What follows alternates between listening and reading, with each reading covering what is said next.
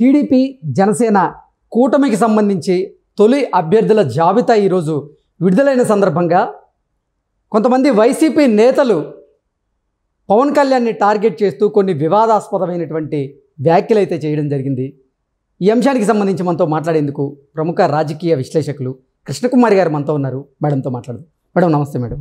Madam ఈరోజు TDP Janasena కూటమికి సంబంధించినటువంటి తొలి అభ్యర్థుల జాబితా రిలీజ్ అయిన సందర్భంగా కొంతమంది వైసీపీ నేతలు పవన్ కళ్యాణ్ని టార్గెట్ చేస్తూ కొన్ని వివాదాస్పదమైనటువంటి వ్యాఖ్యలు చేశారు. మేడం ఏంటి వాళ్ళ వ్యాఖ్యల వెనక వాళ్ళ ఉద్దేశం ఏంటి అంటే ఏం చెప్తారు? అంటే అసలు మొదటి నుంచి కూడా వీళ్ళిద్దరూ కలిసి పోటీ చేస్తారు అని అనుకుంటున్న ప్రతిసారి కూడా వాళ్ళకి అసలు నిప్పు లేకుండానే మండిపోతున్నారు. వాళ్ళు బొగ్గున మండిపోతున్నారు. ఎందుకు అంటే ఇప్పుడు చంద్రబాబు నాయుడు ఒక్కడో అనుకోండి,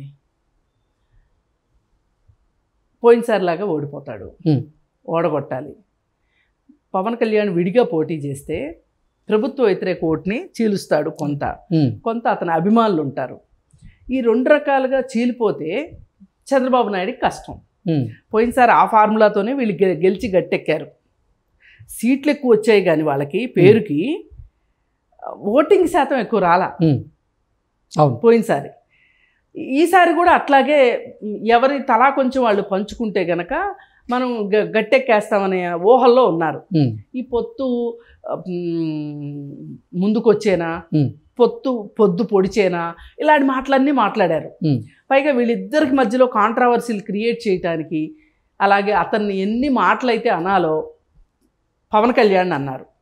నీకు పవన్ కళ్యాణ్ దిక్కు లేకపోతే నువ్వు గెలవలేవు అని చెప్పి చంద్రబాబు నాయుడిని అన్నారు సందర్భం దొరికిన ప్రతిసారి. ఇవన్నీ చూస్తుంటే నాకేమనిపించిందంటే ఈవేళ అసలు రాజకీయాల్లో ఒక సంస్కృతి, ఒక సంస్కారం లేవు అనిపించింది. ఎందుకంటే ఇంతకుముందు ఏం మాట్లాడేవాళ్ళంటే, నువ్వు ప్రజలకు ఇది చేస్తానన్నావు, ఇది చేయలేదు, ఇవి ప్రజల డిమాండ్లు, న్యాయమైన డిమాండ్లు, వీటిని నెరవేర్చలేదు, కాబట్టి నీకు ఓటు ఎందుకు వేయాలి అని అడిగేవాళ్ళు ప్రతిపక్షాలు, అధికార పార్టీని.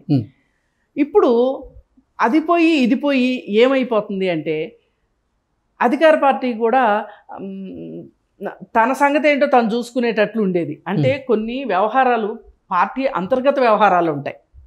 అలాగే పార్టీ గెలిచిన తర్వాత ప్రజలకు చేయవలసిన విధులు బాధ్యతలు పక్కన ఉంటాయి. ఇవాళ విధులు బాధ్యతల గురించి ఎవరు మాట్లాడట్లా, అంతరంగిక వ్యవహారాల గురించి మాట్లాడుతున్నారు. అది ఒప్పుకుందామా? మరి కరెక్ట్ కాదు. అసలు వాళ్ళ స్ట్రాటజీస్ గురించి, వాళ్ళ అంతరంగిక వ్యవహారాల గురించి, వాళ్ళు ఎవరికి సీట్ ఇవ్వాలి, ఎవరికి సీట్ ఇవ్వద్దు అనుకునే దాని విషయం గురించి, వాళ్ళు మేనిఫెస్టోలో ఏం పెట్టాలి అనేది నువ్వు మాట్లాడవచ్చు, నీకు ఆ హక్కు ఉంది. ఇది ప్రజలకు సంబంధించిన విషయం. కానీ అభ్యర్థులు అనేది పూర్తిగా వాళ్ళ పార్టీ ఇష్టం. అవును. కానీ ఇక్కడ పార్టీని, అధికారాన్ని కలగలిపేస్తున్నారు. ఇదివరకు పార్టీ అధ్యక్షుడు ప్రధానమంత్రి అవ్వాలని ఎక్కడా ఉండేది కాదు, ముఖ్యమంత్రి అవ్వాలని ఎక్కడా ఉండేది కాదు. ఈ ప్రాంతీయ పార్టీలు వచ్చిన తర్వాత ఈ జాడ్యం వచ్చింది. సరే, ఎంతో కొంత ఉన్న వాళ్ళల్లో ఓ మాదిరి, అంటే అతను ఒక జాతీయ పార్టీలో పనిచేసి వచ్చాడు కదా చంద్రబాబు నాయుడు, అవునన్నా కాదన్నా అతనికి ఒక వరవడి ఉంటుంది. అంటే రాజకీయాలు ఎలా ఉంటాయి ఏంటి అనేది అతను ఒక కాలేజీ నాయకుడు అప్పటి నుంచి ఎమ్మెల్యేగా, మంత్రిగా చేసిన అనుభవం ఉంది కాబట్టి అతనికి కొంత ఒక నేనేమి ఎదురు పార్టీ గురించి మాట్లాడొచ్చు, మాట్లాడకూడదు అనే దాని మీద కొన్ని గీతలు ఉన్నాయి ఆయనకి.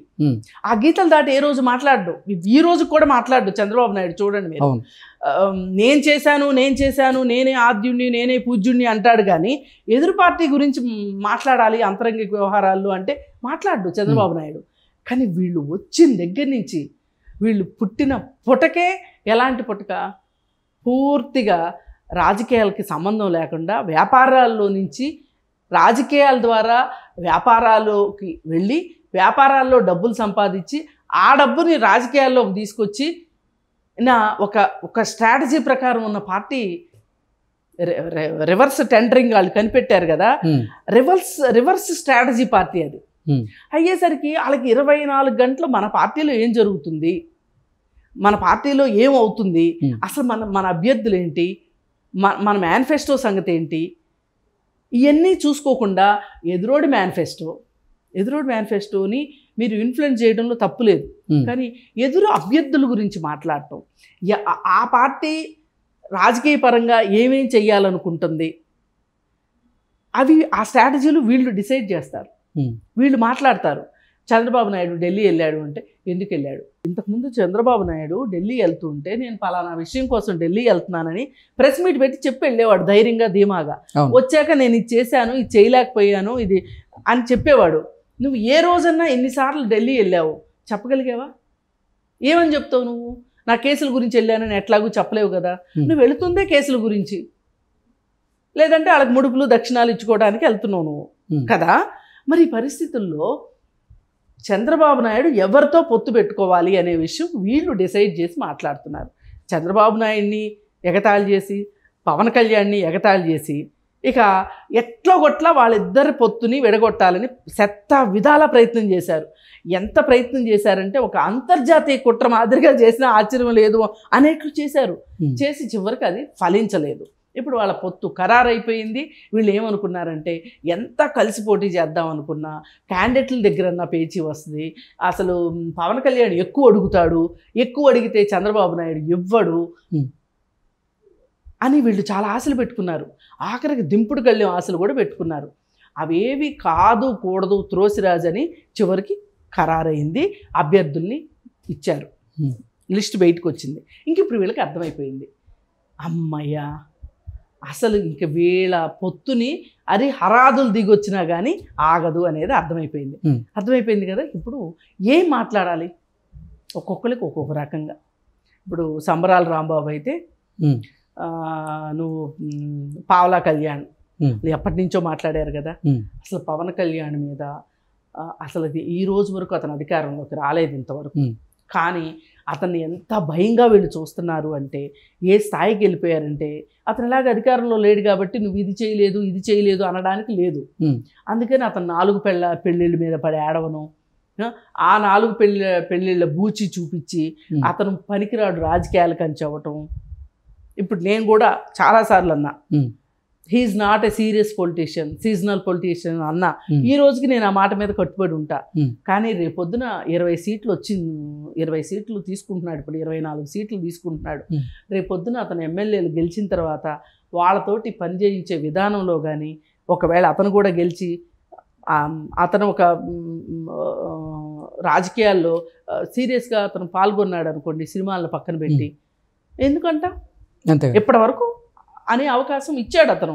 అన్నాము ఎందుకు, నేను డైరెక్ట్ పాలిటిక్స్లో లేను కాబట్టి మాట్లాడుతున్నా. కానీ మీరు డైరెక్ట్ పాలిటిక్స్లో ఉన్నారు, మీరు ఎలా అంటారు అతని గురించి అనడానికి లేదు, మీకు హక్కు లేదు. మాట్లాడారు. సరే, ఏది ఏమైనా పొత్తు కుదిరింది.